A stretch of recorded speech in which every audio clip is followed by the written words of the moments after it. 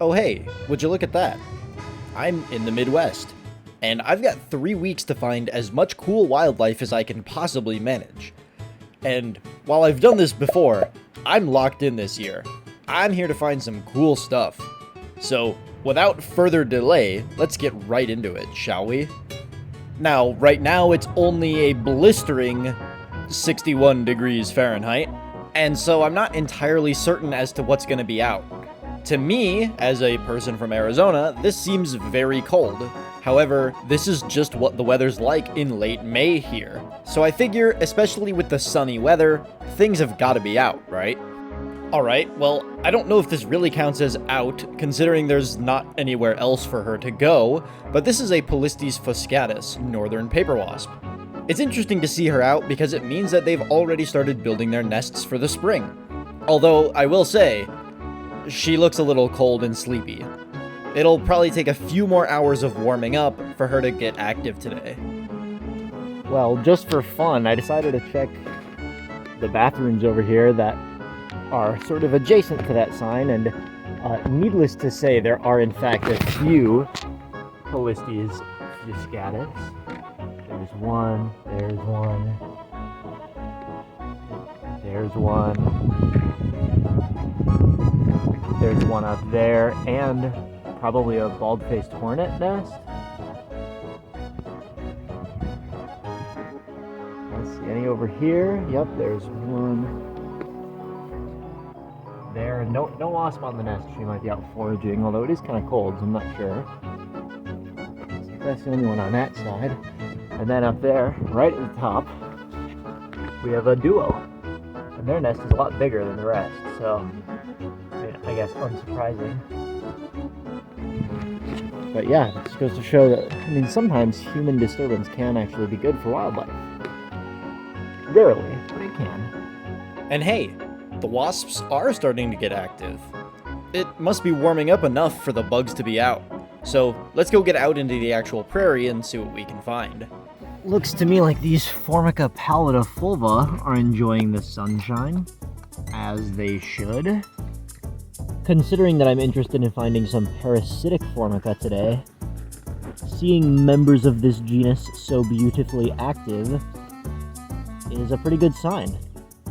But given that this common species is not my target, we're gonna go ahead and leave them alone and let them continue doing what they're doing, while I continue my search for a little bit of the rarer wildlife here at this beautiful prairie. Well, this is a new one for me.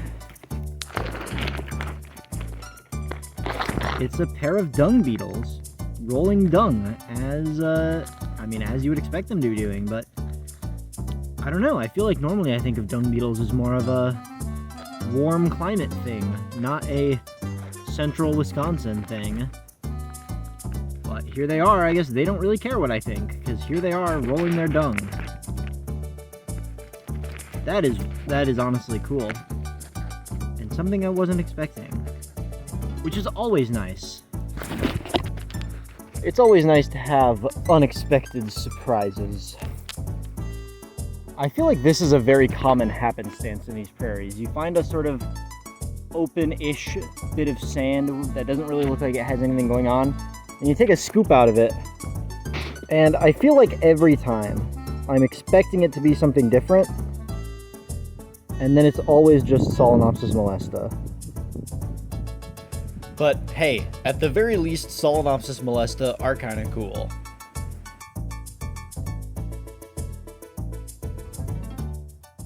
Holy crap, guys. Whew, I was not expecting that.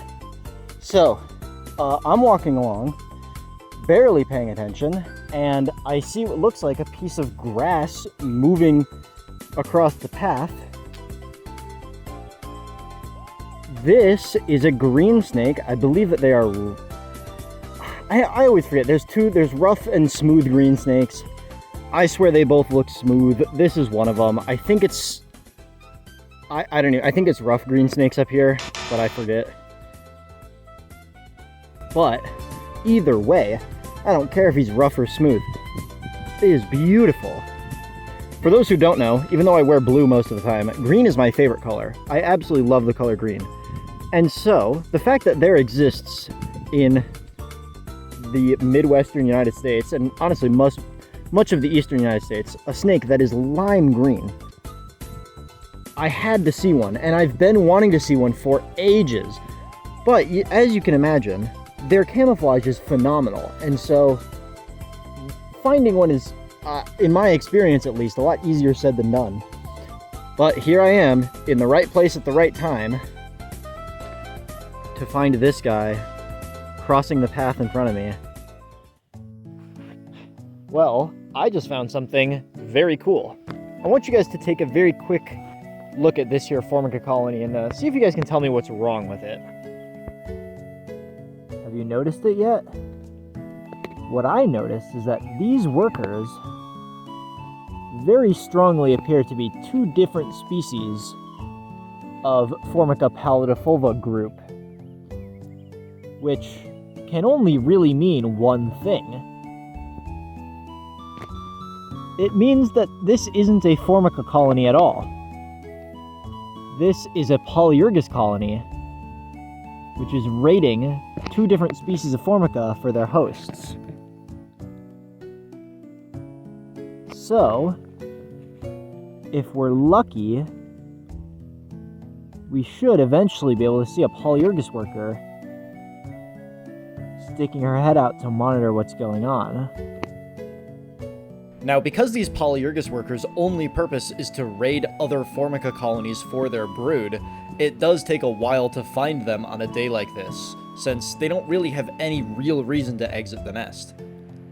Still, they do every once in a while, just like this one is right here. And it's very cool to see. They just come out to sort of see what's going on and then go back inside. Here's a pretty uncommon one, a Polygynous Chromatogaster lineolata colony under a rock. I'm trying to get excited about this, but truthfully, I find so much Polygynous Chromatogaster in Arizona that this is something that I'm very used to seeing. But this is not Arizona, this is Wisconsin, and in Wisconsin, this is a pretty uncommon sight, so I'm still gonna take a moment to appreciate it, even though it's remarkably similar to something that I've seen far too many times.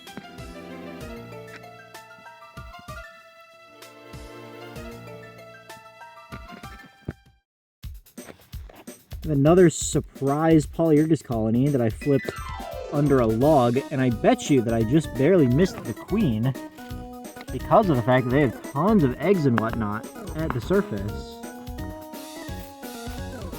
But even if I missed the queen to show you guys, you're still getting a pretty good look at some of those Polyergus workers, and you can just see the difference, how bright red they are, and they stand out perfectly compared to all the Formica.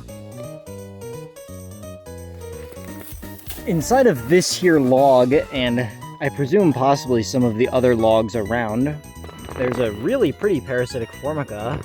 If you ask me, I think it's about time I managed to encounter a pretty significant display of these ants. They've been here and there, around and about, but this is the first time I've really seen a good number of them all in one spot. So needless to say, I'm pretty pleased about that. Don't get to see these guys too often. I know some of you are going to be stoked about this one. Under a rock, I found a Lasius americanus queen in a full-sized colony. She's not particularly physogastric just yet, but she's definitely been busy. These might not be the flashiest ants of all time, but they are really cool, and they're hosts for the little bit more flashy parasitic Lasius species that we all know and love.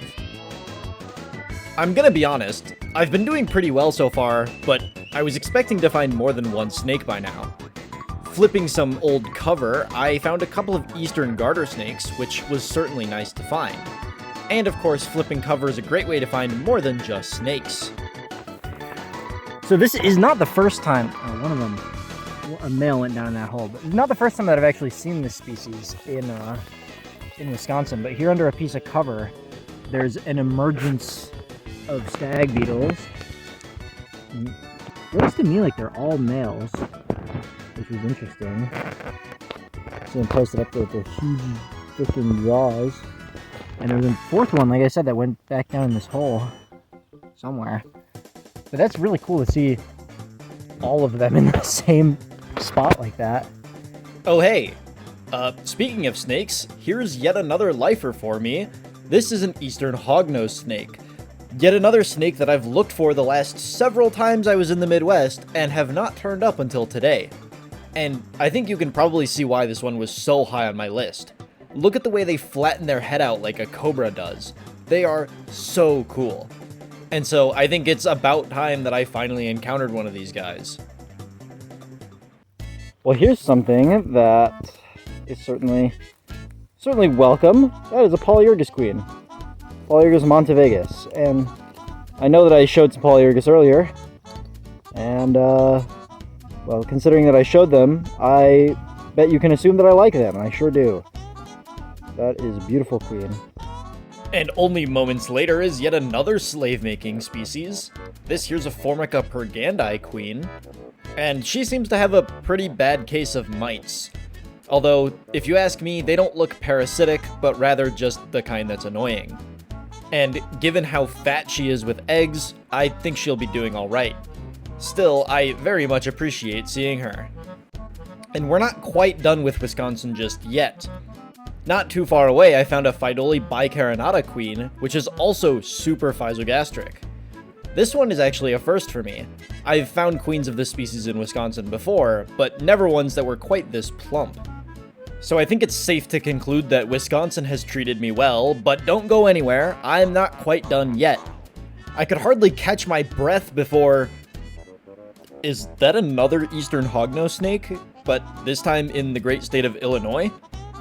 Why, yes, I've spent years trying to find one of these in the Midwest, and then I found two within 4 days of each other. I'm far from complaining, it just seems a little interesting to me. What's also interesting is just how variable this species is with color. This one looks almost nothing like the previous in terms of its pattern, but trust me, it's the same species. And found only 150 miles apart, which in the grand scheme of things isn't that far. Although what was even less far is this huge bull snake. This is yet another one of my favorite snakes in the Midwest, and while it's not a new species for me, it's still a huge snake. I very sillily forgot to get some in-hand footage of this guy, so here you go. He was a little crusty, definitely in need of a shed, but it's a big snake. I will not complain. The last thing that I found undercover, under a particularly swampy board, was a colony of Dolichoderus mariae. And by a colony, I more mean a giant cluster. These guys live in swampy areas, and they'll form these big clusters within grasses that just barely poke above the waterline. Especially considering that this one was covered by a board, they felt pretty safe to make their big conglomerate right here. Very cool stuff, guys. And can I just be transparent for a second? I've really got the snaking itch this time around. And so what's a man to do besides drive 9 hours to Kansas to try and find venomous snakes? And, oh hey, there's one. Wait, no, come back. Okay, well that was an eastern copperhead that immediately got off the road before I could manage to get it in a position for better video. 'Cause, you know, it's venomous. Still, in the 6 seconds that I managed to see it, I thought it was really pretty. And with one of my 2 targets down, now all I need is, That right there is a timber rattlesnake. Holy crap. Look at him, he's so fresh, he doesn't have enough segments to rattle. He's got one little button. Oh, that's so cute. Oh my god. That is so freaking pretty. That is... Oh my god, we're the best. Yep, that's a baby timber rattlesnake, the other of the 2 venomous snakes that I wanted to see in Kansas. So I guess my 9 hours one-way drive was worth it. And that's all I have for this video. Thank you very much for watching, and have a good one.